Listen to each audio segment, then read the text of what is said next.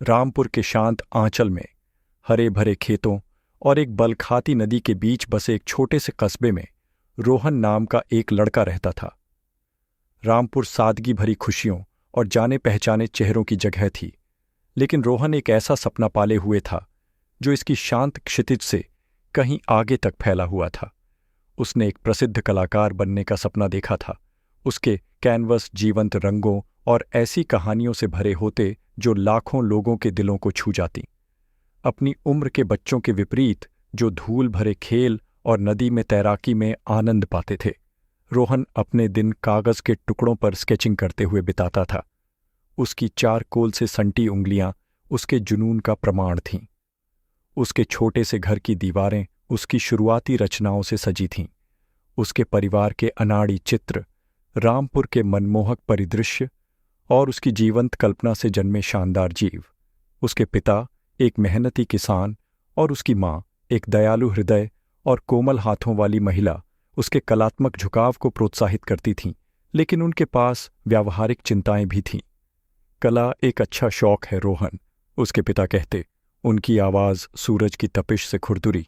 लेकिन यह तुम्हारा पेट नहीं भरेगी। एक स्थिर भविष्य के बारे में सोचो बेटा। रोहन अपने पिता की चिंताओं को समझता था।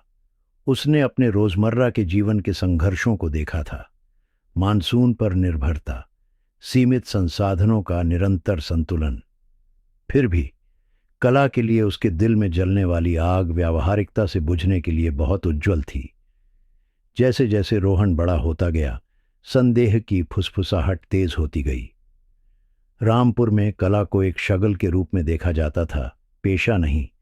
उसके साथी उसे चिढ़ाते थे, उसे सपने देखने वाला कहते थे और उसकी महत्वाकांक्षा पर सवाल उठाते थे।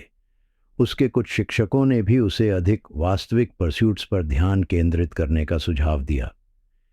लेकिन रोहन में एक शांत दृढ़ संकल्प था, एक लचीलापन जो उसकी कम उम्र को झुठलाता था।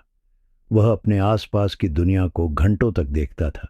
सूरज की रोशनी पत्तों से कैसे छनती थी, ग्रामीणों के चेहरों पर भाव, स्थानीय त्योहारों के जीवंत रंग।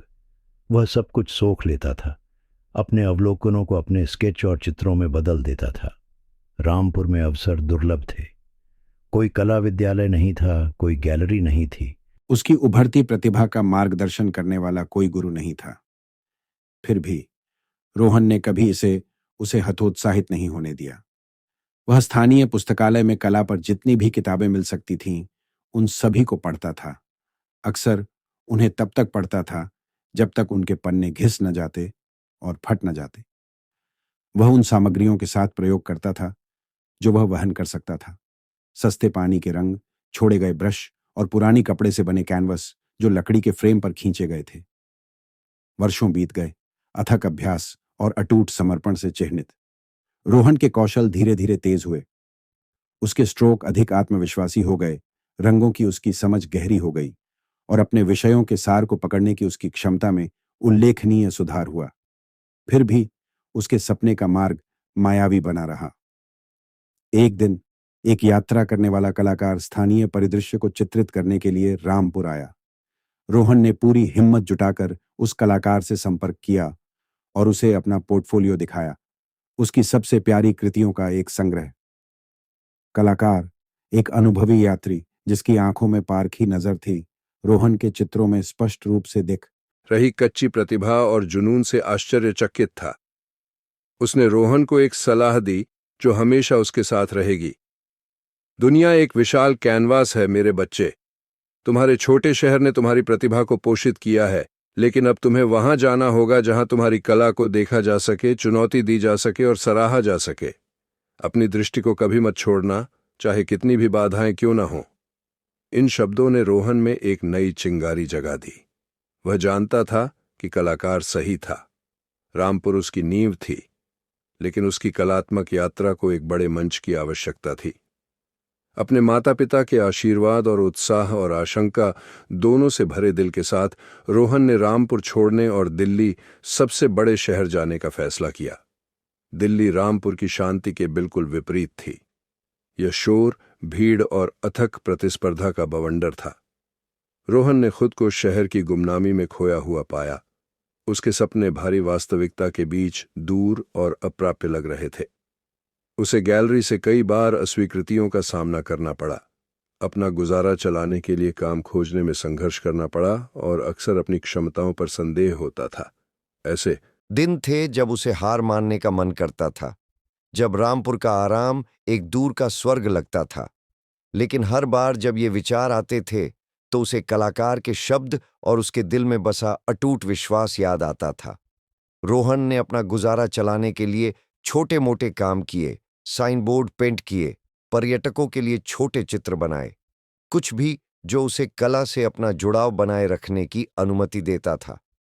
वह अपनी शामें भीड़ भरे पार्कों में स्केचिंग करते हुए बिताता था, शहरवासियों के चेहरों और कहानियों में प्रेरणा पाता था। उसने स्थानीय कला समुदायों की भी तलाश की, कार्यशालाओं में भाग लिया और अन्य कलाकारों के साथ नेटवर्क बनाया। हर बातचीत के साथ सीखता और बढ़ता रहा। धीरे धीरे उसकी लगन रंग लाने लगी।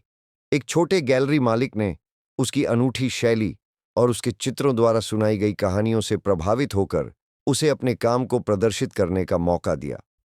प्रदर्शनी एक मामूली मामला था, लेकिन यह रोहन के लिए एक महत्वपूर्ण मील का पत्थर था। लोग उसकी कला की ईमानदारी और जीवंतता की ओर आकर्षित हुए, जिसमें अक्सर उसके ग्रामीण परवरिश के दृश्यों को शहर की ऊर्जा के साथ मिलाकर दर्शाया जाता था। उसकी प्रतिभा की बात फैलने लगी और अवसर मिले जिससे बड़ी प्रदर्शनियां और कला जगत में पहचान मिली। रोहन की यात्रा अब भी खत्म नहीं हुई थी। इसमें अपनी चुनौतियां और बाधाएं भी थीं, लेकिन उसने रामपुर में सीखे गए पाठों को कभी नहीं भूला। कड़ी मेहनत का मूल्य, अपनी जड़ों के प्रति सच्चा रहना का महत्व और अटूट दृढ़ संकल्प की शक्ति। वह लड़का जिसने कभी एक छोटे से शहर में कागज के टुकड़ों पर स्केचिंग की थी, उसने आखिरकार वैश्विक कला मंच पर अपनी जगह बना ली थी। उसके चित्र अब प्रतिष्ठित दीर्घाओं और निजी संग्रहों की दीवारों की शोभा बढ़ाते थे। उसकी कहानियां लाखों लोगों तक पहुंचती थीं और उन्हें प्रेरित करती थीं। रोहन की कहानी छोटे शहरों के अन्य सपने देखने वालों के लिए आशा की किरण बन गई। इस तथ्य का प्रमाण कि आपके सपनों का आकार कभी भी आपकी शुरुआत के आकार से सीमित नहीं होना चाहिए। वह इस बात का जीता जागता प्रमाण था कि जुनून, दृढ़ता और एक अटूट भावना के साथ छोटे से छोटे शहरों में भी जन्मे सबसे बड़े सपने वास्तव में सच हो सकते हैं। अगर रोहन की कहानी ने आपको प्रेरित किया है तो लाइक, शेयर और सब्सक्राइब करना न भूलें।